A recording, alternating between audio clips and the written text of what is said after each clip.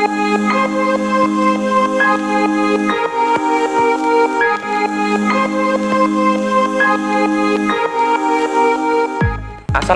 warahmatullahi wabarakatuh. Halo adik-adik, bertemu lagi bersama saya di AA Edukasi.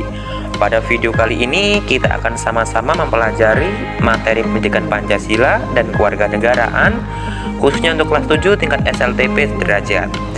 Pada bab 6 dalam submateri peran daerah dalam kerangka Negara Kesatuan Republik Indonesia. Bagi kamu yang baru bergabung dengan AA Edukasi, mari sama-sama kita bangun channel ini dengan mengklik like, share, subscribe, and comment bila ada yang ingin kalian tanyakan. Dan jangan lupa untuk mengaktifkan notifikasi loncengnya agar kalian tidak ketinggalan video-video terbaru dari kami. Oke, kita bahas peran daerah dalam kerangka Negara Kesatuan Republik Indonesia. Dalam submateri ini terdapat dua aspek. Yang pertama, peran daerah dalam perjuangan kemerdekaan. Yang kedua, peran daerah dalam kerangka Negara Kesatuan Republik Indonesia saat ini. Yang pertama kita bahas peran daerah dalam perjuangan kemerdekaan. Kemerdekaan bangsa Indonesia merupakan hasil perjuangan rakyat di seluruh wilayah Indonesia. Seluruh rakyat berjuang bersama untuk merebut hak bangsa yang diambil oleh penjajah. Semenjak kedatangan bangsa Barat berawal dengan melakukan perdagangan di Indonesia, namun dengan perubahan sikap bangsa Barat yang ingin menguasai dan menjajah Indonesia, maka semenjak itu perjuangan bangsa Indonesia untuk mempertahankan hak tidak pernah kunjung padam. Kedatangan bangsa Portugis, Belanda, dan Jepang di wilayah Indonesia yang diteruskan dengan penjajahan mendapat perlawanan bangsa Indonesia di berbagai daerah.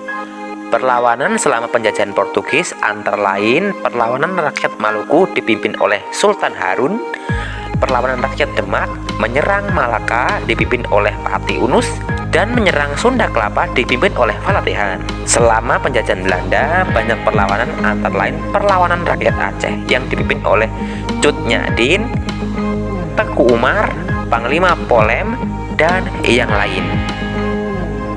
Dan perlawanan rakyat di Sumatera Utara dipimpin oleh Raja Sisinga Manggaraja yang ke-12.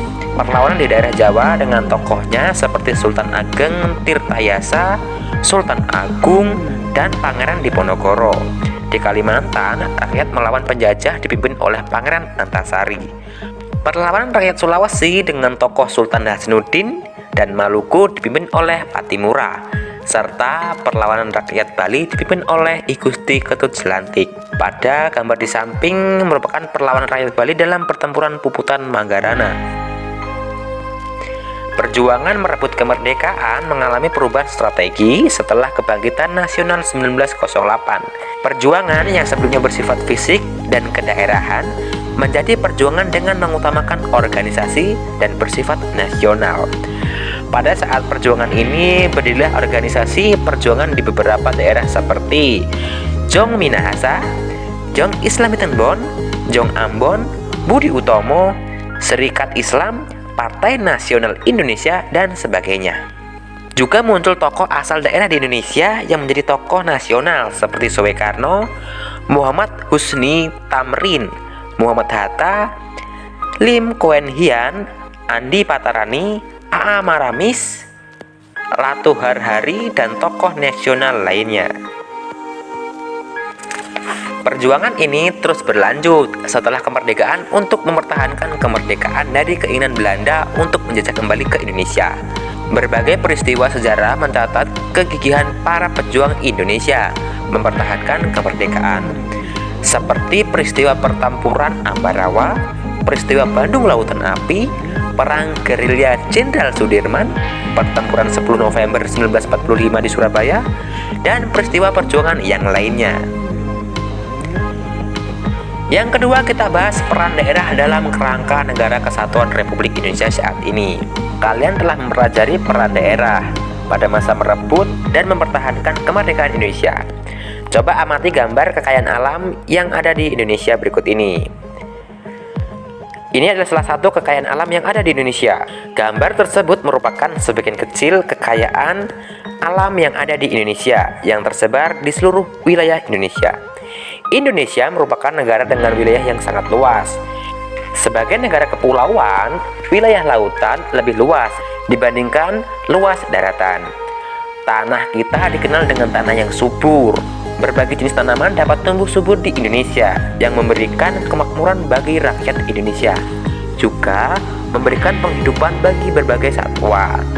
Demikian juga lautan yang luas di daerah tropis merupakan sumber kehidupan di laut. Selain itu, kekayaan dalam Indonesia berupa bahan tambang seperti minyak, gas, tambang, emas, batu bara terkandung dalam bumi Indonesia. Ini menggambarkan besarnya wilayah dan kekayaan bangsa Indonesia. Jumlah penduduk Indonesia yang besar merupakan modal yang potensial untuk kemajuan bangsa dan negara. Kekayaan alam dan potensi yang dimiliki setiap daerah di Indonesia sesungguhnya merupakan kekayaan dan potensi seluruh bangsa Indonesia, sehingga tidak hanya milik daerah yang bersangkutan.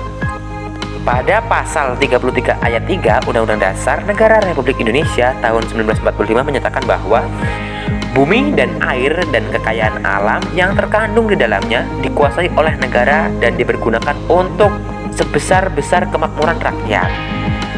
Makna dikuasai adalah negara memiliki kekuasaan untuk mengatur bumi dan kekayaan alam yang terkandung di dalamnya. Kekuasaan untuk mengatur oleh negara dimaksudkan agar kemakmuran rakyat benar-benar tercapai. Kemakmuran yang ingin diwujudkan adalah bagi seluruh lapisan masyarakat di Indonesia, bukan untuk perorangan atau golongan atau daerah tertentu. Mewujudkan pembangunan nasional berkeadilan dan merata, maka penyelenggaraan otonomi daerah diharapkan mampu mengatasi persoalan yang muncul dalam kerangka Negara Kesatuan Republik Indonesia. Pengakuan dan penghormatan negara kepada daerah dengan penyelenggaraan otonomi daerah merupakan kesepakatan bentuk konstitusi sebagaimana diatur dalam pasal 18, 18A, dan 18B Undang-Undang Dasar Negara Republik Indonesia tahun 1945. Pasal-pasal tersebut merupakan penegasan kembali mengenai bentuk negara sebagai negara kesatuan sebagaimana disebut dalam ketentuan pasal 1 ayat 1 Undang-Undang Dasar Negara Republik Indonesia tahun 1945. Pemberian otonomi yang seluas-luasnya kepada daerah memungkinkan setiap daerah untuk berkembangnya keberagaman daerah sesuai dengan potensi, budaya, dan kekayaan yang dimiliki daerah masing-masing, yang berdampak bagi peningkatan kesejahteraan masyarakat yang ditandai dengan peningkatan indeks pembangunan manusia dan peningkatan kesehatan, pendidikan, dan pendapatan masyarakat. Konsekuensi dari pelaksanaan otonomi daerah, yakni daerah otonom harus berperan nyata dalam mempercepat terwujudnya kesejahteraan masyarakat melalui pelayanan publik, pemberdayaan, partisipasi masyarakat, dan peningkatan daya saing daerah dengan memperhatikan prinsip-prinsip demokrasi, pemerataan, keadilan, dan kekhasan suatu dalam sistem negara kesatuan Republik Indonesia. Peran daerah dalam Negara Kesatuan Republik Indonesia antara lain sebagai berikut. Yang pertama, mempertahankan bentuk dan keutuhan Negara Kesatuan Republik Indonesia sebagaimana ketentuan pasal 37 ayat 5 Undang-Undang Dasar Negara Republik Indonesia tahun 1945 yang berbunyi khusus mengenai bentuk Negara Kesatuan Republik Indonesia tidak dapat dilakukan perubahan. Yang kedua, meningkatkan kesejahteraan masyarakat dalam bidang kesehatan, pendidikan, dan pendapatan masyarakat. Yang ketiga, memajukan bangsa melalui inovasi dan kreativitas aparatur sipil negara di daerah. Yang keempat, melaksanakan pembangunan nasional untuk meningkatkan pemerataan pendapatan masyarakat, kesempatan kerja, lapangan berusaha, kesempatan dan kualitas pelayanan publik, dan daya saing daerah. Yang kelima, mengembangkan kehidupan bermasyarakat, berbangsa, dan bernegara yang demokratis. Nah, demikianlah materi yang dapat saya sampaikan dalam submateri peran daerah dalam kerangka Negara Kesatuan Republik Indonesia. Saya akhiri sampai di sini. Minta maaf jika ada kesalahan kata. Wassalamualaikum warahmatullahi wabarakatuh.